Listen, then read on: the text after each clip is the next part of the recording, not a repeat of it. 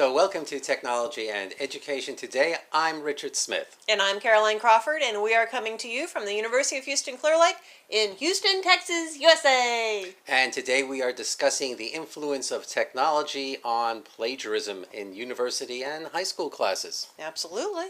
Maybe even middle school classes. Oh, please don't say that. But that's probably true these days because information is so accessible through the online environment. And how does one understand what is considered plagiarism and what is not considered plagiarism within a classroom unless the instructor informs the student? This is okay, this is not okay within the classroom. But there are expectations, especially, don't mind me, I'll just keep talking. There are expectations within American classroom environments that are different than other cultural environments. For example, in American classrooms, plagiarism is a serious concern. If you take more than 5 words that are together, you need to be able to quote the person, whereas in other cultures, it's not necessarily as inherently inappropriate to share other people's ideas without offering referential support. So in a nutshell, what would you say, what's the definition of plagiarism? Presenting someone else's work as your own. Okay. So it doesn't really have to do with 5 words or 6 words or something Well, like that? Well, it depends upon whatever organization you're using, APA, MLA, Chicago, referential formats, and whatever that organization's expectations are as concerns what is considered plagiarism, what needs to be quoted at what point. But in essence, you're using somebody else's work, saying it's your own work, and not giving that other person any credit. Not giving someone else credit for the ideas or for the verbiage. Yeah. So, in some ways, I guess it's easier to plagiarize now because of the technology. It's tempting because you have that copy and paste ability. But in years before we had all this technology, word processors, and all the information on the internet, it may have been somewhat more difficult to plagiarize, just physically more difficult to plagiarize. See, I think it would be easier before the internet came along and the instructor could copy and paste the text into a search engine and find out, so, who else has written this? Instead of having to read it from a book and the instructor knowing the information and where to go locate it. Today it's easier to catch somebody plagiarizing. Well, no, it's easier to plagiarize, yes.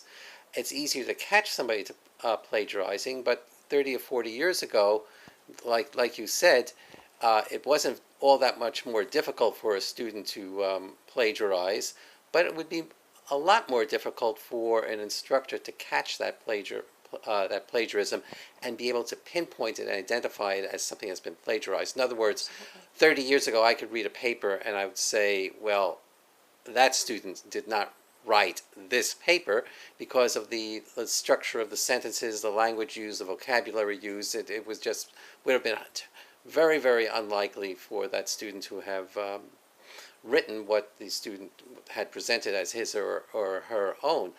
But identifying the location of that information was considerably more difficult. Now, I did it a number of times because frequently the people who were plagiarizing would they would go to the first sources that they found, usually some of the most well-known ones, and they didn't realize it was that well-known. But these days, I think one is a temptation to plagiarize because you have other things to do. You're multitasking so much, to reference one of our previous shows, that I say, well, here's some information. I'll just slop it together and change a few words here and there, and nobody will ever know the difference. But also the collaborative learning environments that are popping up all over. And people are always talking about learning communities and working together. Well, at what point is working together, when does that become taking someone else's work and presenting it as your own? Yes, precisely. And there has to be some sort of agreement between the people who are working together as to what work belongs to one person, what work belongs to another person, and then everybody who's working together has to understand the definition of plagiarism, because you don't want one person on your team to go out, plagiarize something, put it in the project or paper that the entire team is working on, and then that whole project or paper is contaminated inadvertently.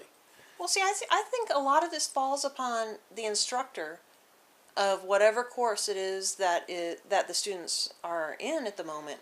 The instructor should make it very clear, if you are working together, this is a collaborative environment, therefore you are submitting everyone's work and everyone's name should be on it. This is not a separate assignment effort. Or is it a separate assignment effort where everyone must develop their own original product for submission and evaluation? Significant difference. As well as just speaking with a bunch of different people, a bunch of different academics, whether we're talking about K to 12 or higher ed or whatever. People have different ideas of what is considered appropriate and not appropriate concerning plagiarism, and sharing someone else's work and not offering appropriate referential support to that other work. I'm pretty neurotic about it because I don't want someone taking my ideas and presenting it as their own. I appreciate the fact that someone's willing to reference my work. But there are other people with whom I've spoken on grievance committees and such who have a much more holistic view. Well, you know, it might be someone else's idea, but I don't consider it plagiarism. Why not? Yes. Okay. So this is another problem.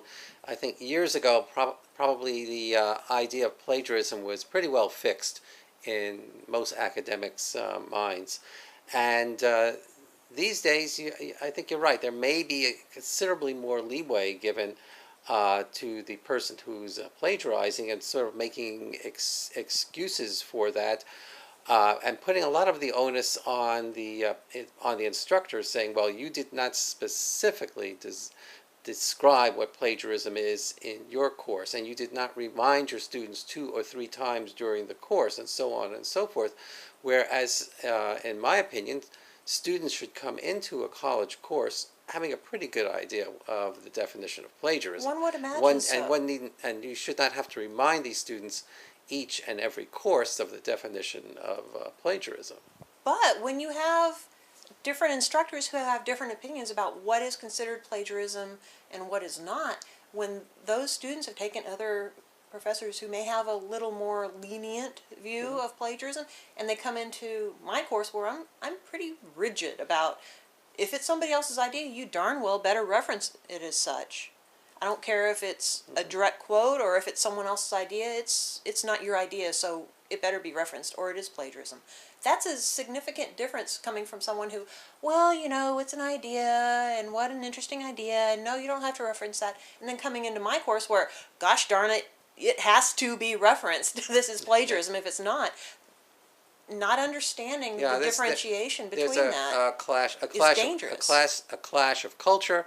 And when you combine that with the ease of access to information from across the world on the internet, with a variety of search engines that can pull information from all sorts of places, and the amount of time that students that they feel that they have to complete their assignments, which they probably feel is very limited, the temptation to plagiarize is, I think, very, very large, big temptation. This is a very fast-paced world where people have families and work careers and academic studies, everything to worry about.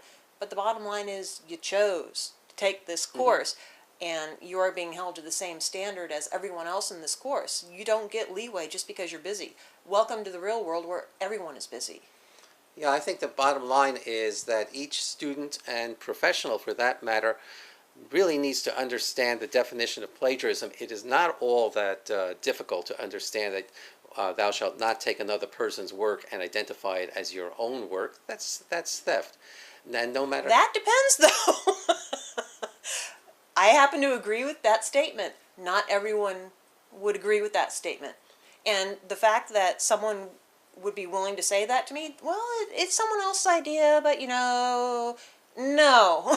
That brings their concept of that's what I'm saying. Evaluation and plagiarism into question for me. I don't want to share my information with you anymore because you have a more warm, fuzzy feeling about plagiarism. There's no warm, fuzzy feeling about plagiarism. You're stealing somebody else's work, or you're not. Right, and that's for the point that I was... Before I cut you off. That I was making, as as you rather indelicately Yes, I'm shy about such things. cut me off. But there, that needs people need to understand that very simple definition, and no excuses really need to be made. At some point, the students and the professors need to take responsibility for their own actions. For instance, at this point, I'm going to take responsibility for saying that we've reached the end of another edition of Technology and Education Today, and I'm Richard Smith. And I'm Caroline Crawford, and again, we are coming to you from the University of Houston Clear Lake in Houston, Texas, USA. Bye!